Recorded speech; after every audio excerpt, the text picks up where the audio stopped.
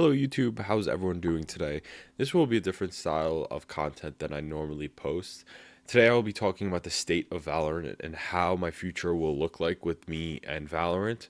In the background I have some skirmish 1v1s, so I hope you guys enjoy that.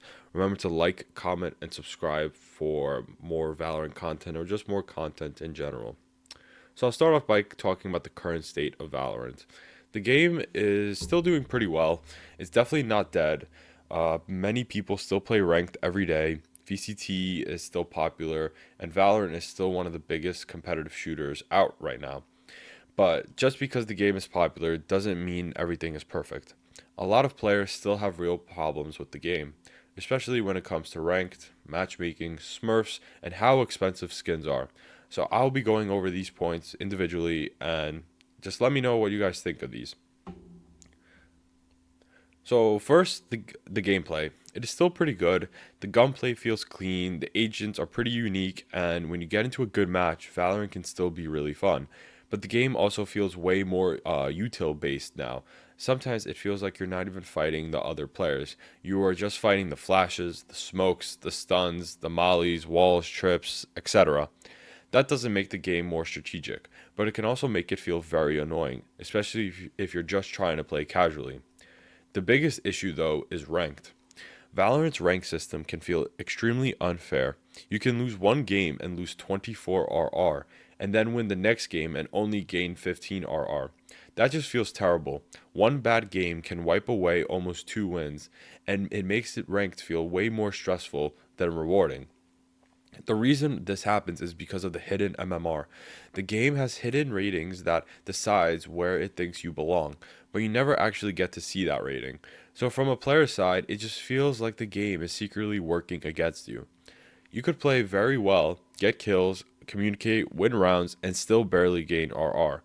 But the second you lose, the game takes a huge amount away. This makes it feel like Riot is forcing players to grind forever instead of actually rewarding improvement. Ranks resets also makes this worse. A lot of players complain that after a reset, they get placed way lower than they should be. The higher rated players end up in a lower ranked lobbies, and the matches feel completely unbalanced. For the first few weeks of the new act or episode, ranked can feel like a mess. So a player could always be an immortal, but after a rank reset, they get placed back down to plat or diamond. So now they're competing against plats or diamonds, and it just feels completely unfair, and it just feels like they're smurfing, but they're really not. Now, moving into smurfing, smurfing is a huge problem. This is probably one of the biggest complaints in the community. So, if you're in bronze, silver, gold, or plat, you've probably experienced a game where someone on the other team drops 40 kills and completely takes over a lobby. For example, I am in gold lobbies and I've played against many smurfs where they drop 40 kills and they just talk the most shit and think like they're amazing, but they're smurfing where their actual account is diamond. So I don't know why that makes them feel proud or anything that they're just beating up on lower ranked people. That pretty much just ruins the match. It makes new players not want to play the game, and it makes climbing feel impossible sometimes. Even if Smurfs are not in every single game, it can only take one or two bad matches to make the ranked feel broken.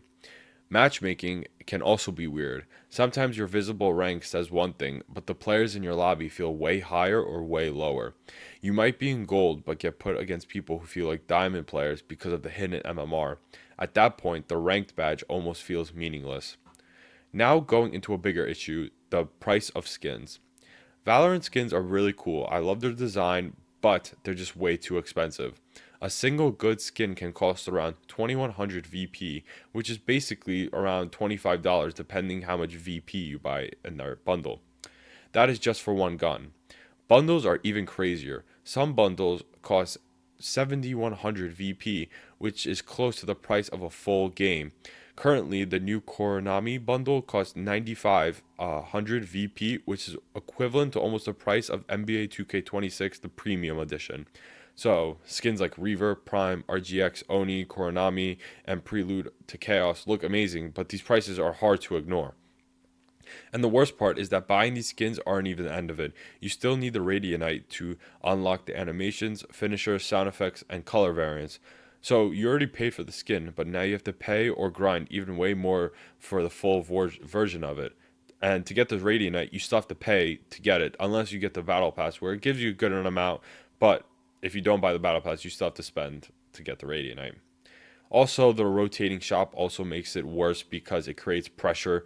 So if a skin that you finally shows up, you feel like you have to buy it right away because you do not know when it will come out. Like I'm trying to get the Koronami Vandal. I've been waiting for months and it still hasn't been in my shop. But I know once it will be in my shop, I'm going to instantly buy it. So overall, Valorant is a good spot popularity wise, but the game has problems that make it feel frustrating. The gameplay is pretty fun. The esports scene is alive. Valorant has a good anti-cheat system, but ranked just feels unfair. MMR is confusing. Smurfing is annoying, and matchmaking can be bad. And the skins just cost way too much. I enjoy playing Valorant, but I do feel like some of these issues kind of impact me and not want to play the game anymore. So I'll be talking about now how my future of the game will be. I will be posting Valorant content for the next roughly week and a half before I finish my semester. But once I am done with my school semester, I will kind of experience different types of games, and I want to see how the channel will react to that. Um, I'll be posting YouTube videos all throughout the summer until September, and I'll just go from there, kind of see how it is. But yeah, this is me talking about the current state of Valorant and what the future holds with Valorant and the YouTube channel. So I hope you guys enjoyed. Remember to like, comment, and subscribe, and peace out.